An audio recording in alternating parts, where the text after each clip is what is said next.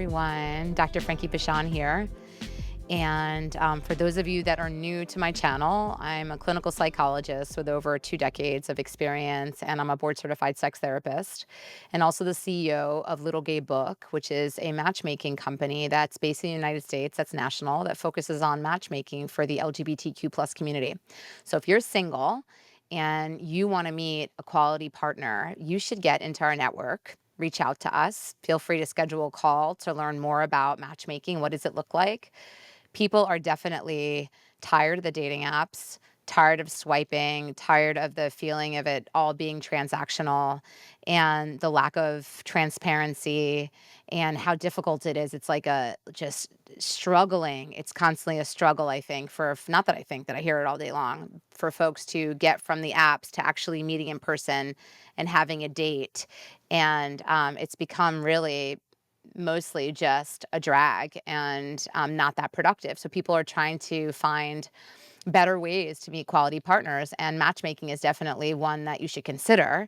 I just recently did, which I think I'd mentioned the other day, an interview on Forum NPR about how people are kind of rejecting the apps. They're bouncing off of them and looking for other ways to meet people more authentically, where there's more transparency, there's more accountability, and matchmaking is definitely one of those, ways that people should consider dating more intentionally because there's accountability and we get to know everybody that we introduce to our clients, and we're selective about the clients that we take on. We only take on people who are coachable and people who definitely are serious about finding a quality partner. So if that sounds like you, get into our network.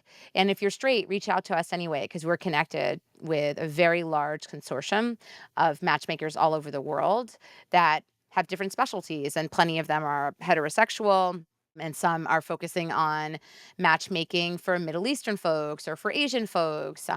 So there are a lot of niches out there. So definitely reach out either way. We'd love to support. And please subscribe to my channel if you're interested in learning and growing and are curious about how to connect more deeply with yourself and with others in life, because that's what I do here every week. That's what we do. We sit and we hopefully learn and grow and explore and share this if anything resonates for you and you think it would resonate for somebody in your life that you love. And I encourage you to share it and subscribe and hit all notifications below, hit that bell. And I appreciate you all for being here and showing up week after week with me. Let's jump in. Should you take a break from dating? Great question, right?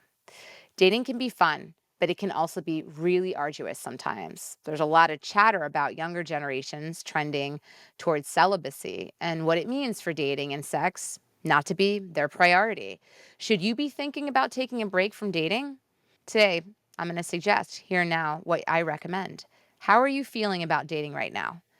If you're considering taking a break from dating, it's likely that dating hasn't been feeling fulfilling or rewarding lately. Maybe you're feeling demoralized.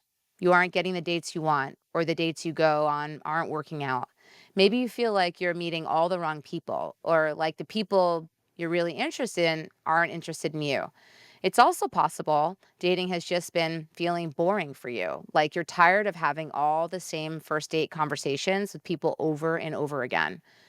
Alternatively, maybe you're interested in taking a break from dating because it's been too intense as part of your life.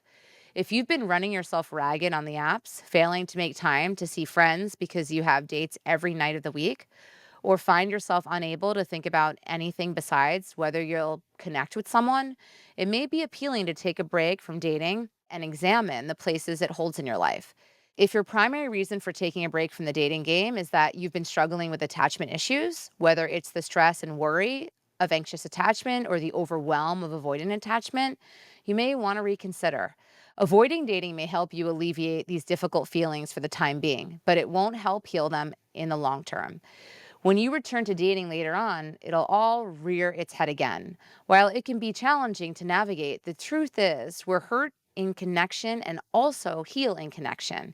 If you can tolerate it, It may be better to continue working at finding connections while also seeking the support of a qualified therapist and counselor to help you move through the feelings that come up and shift your attachment style over time.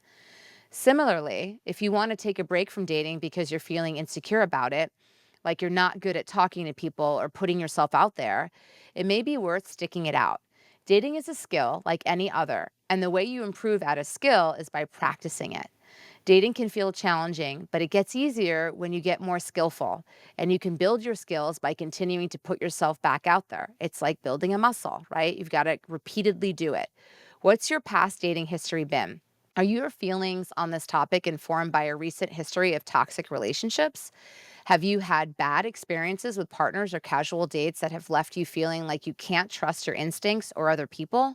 Especially if you've had controlling, codependent, or manipulative partners, it may feel like relationships are a minefield of potential harm.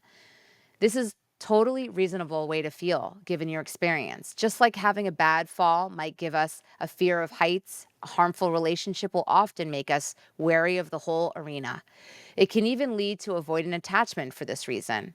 The choice is completely up to you, and especially if you're recovering from an intense enmeshment where you feel like you lost your sense of self, taking some time to reconnect with yourself and learn how to be single can be useful.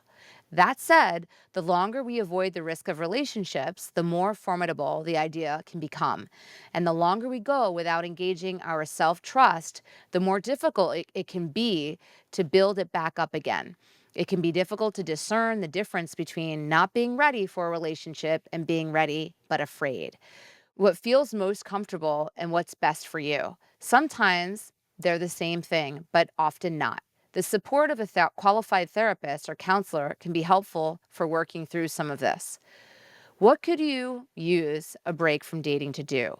Taking a break from dating can be about what you aren't doing, wasting time managing messages on apps, worrying about other people's needs or wants, spending your limited resources on cocktails and small plates. But it can also be about what you are doing with the time and energy you don't spend on dating. Are you able to use this time to build new friendships or engage in new hobbies? Work on personal goals like travel, education, or a career change? Taking a break from dating can be about proactively focusing on your own well being and actively strengthening your relationship with yourself. What in your relationship with yourself could use work? And how could time away from dating help you get there? That's what I have for you folks today. I will see you all next week. Big hugs, kisses, hugs, all of it. See you later.